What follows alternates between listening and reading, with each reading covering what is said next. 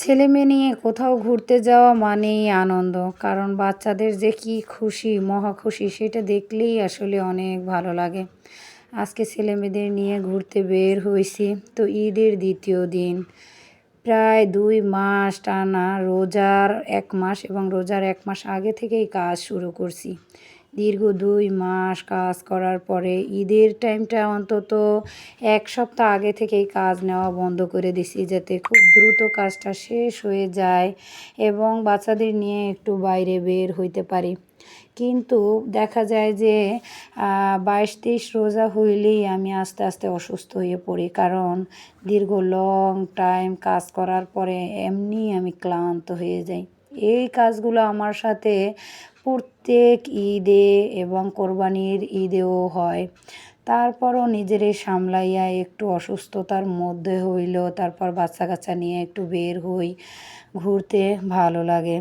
এবারও সেই রকমই করলাম কিন্তু শরীরটা এতটাই খারাপ তারপরও ওদের মুখের দিকে তাকাইলে আর শরীর খারাপ এই কথাটা বলতে ভালো লাগে না।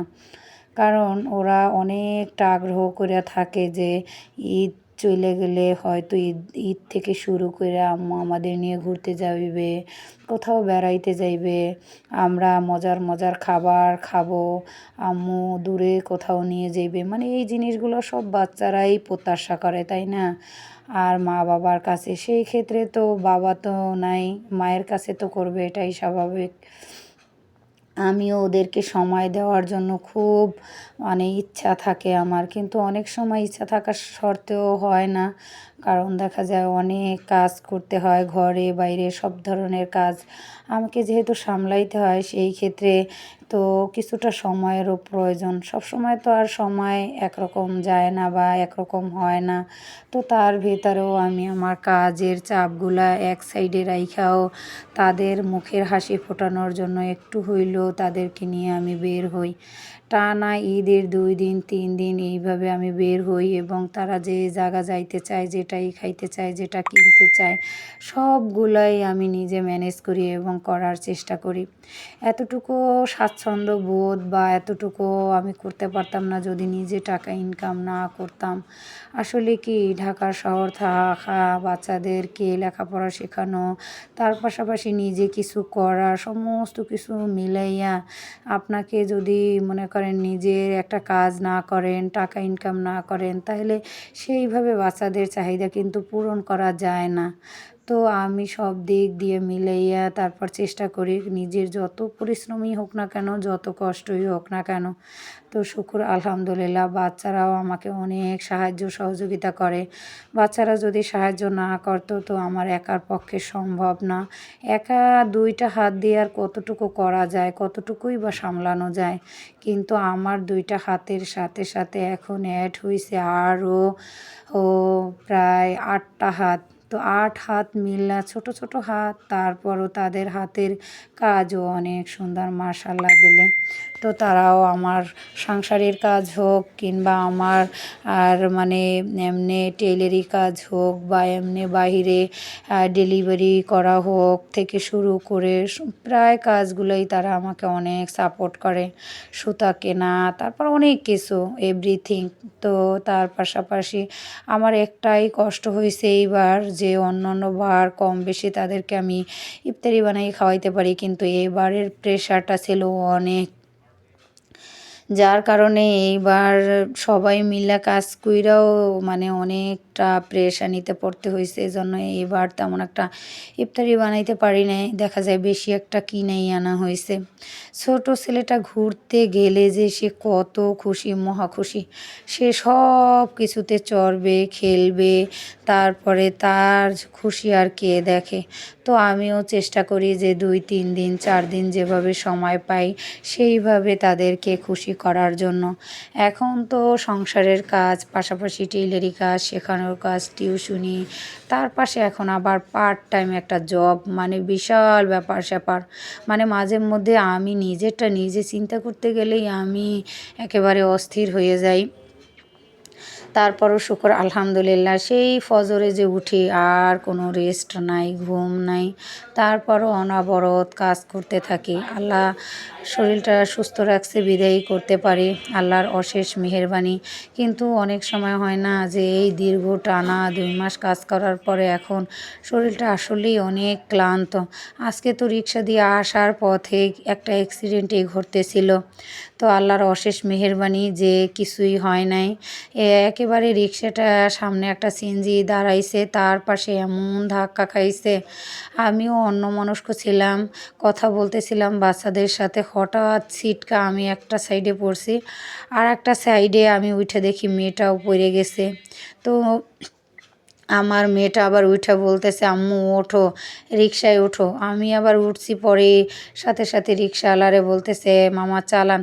তো আমি আবার কিছু সময় একটু থমকে যাইয়ে তারপরে রিক্সাওয়ালা মামারে একটু বকা দিলাম, কারণ যে আপনি এইভাবে কিভাবে চালান রোডের ভিতরে, আপনার কোনো সেন্স নাই, এখন যদি কিছু একটা হয়ে যেত।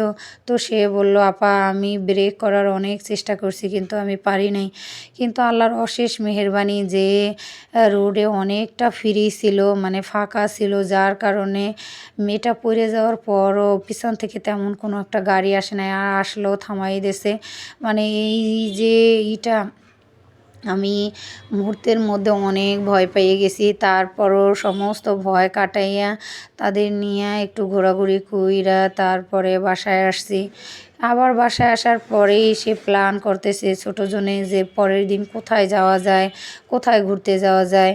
তো এই জিনিসগুলো আমার মাঝে মধ্যে ভালো লাগে, আবার মাঝে মধ্যে অনেক বিরক্ত লাগে। কিন্তু কিছুই করার নাই। কিন্তু তাকে তো আর প্রকাশ করা যাবে না যে আমার ভালো লাগতেছে না বা আমার শরীর খারাপ, এটা প্রকাশ করা যাবে না। তাহলে আমাকে প্রায় সময় কথায় কথায় বলে আমরা কোথাও ঘুরতে যেতে পারি না, কোনো কিছু করতে পারি না। এই জিনিসগুলো আবার আমার শুনলে খুব খারাপ লাগে। তাই এই কথাটা যেন না বলতে পারে, এই জন্য আমার যত শরীর খারাপই থাকুক না কেন আমি তাদের নিয়ে বের হওয়ার চেষ্টা করি। যাই হোক, আজকে যে পার্কটায় গেছি এখানে অসংখ্য বাবুদের নিয়ে মায়েরা চলে আসছে তাদের বাচ্চাদেরকে নিয়ে ঘোরাঘুরি করার জন্য, দোলনা খাওয়ানোর জন্য, মানে সব কিছু মিলাইয়া তাদের যেমন অনেক আনন্দ হয়েছে। এই যে একটা ভাইয়া তার মেয়েকে বসাই দিতেছে, রেদওয়ানেরকে বলতেছে যে বাবু তুমি একটু ধৈর্য বসো, নাহলে আমার মেয়েটা পড়ে যাবে। আর আমার ছেলেটাও খুব সুন্দর, সেটার একেবারে চাইপা ধইরা তারপরে বসে আনেছে, কি রিল্যাক্স, আর একটু ভয় পাইতেছে না। দেখতে দেখতে ছেলেটা আমার একটু একটু করে বড় হয়ে গেছে। একটা সময় কতটা ছোট ছিল, নানান প্রশ্নে জর্জরিত করে ফেলাইতো আমাকে। তো এখন আর অত প্রশ্ন করে না, কারণ এখন অনেকটা বোঝে। আমার মনে হয় আমার বড় ছেলেটার থেকে ছোট ছেলেটাই বেশি বোঝে। কোনো জিনিস একবার বললেই হয়, তারপরে সে উল্টো আরও আমাকে বোঝাবার চেষ্টা করে।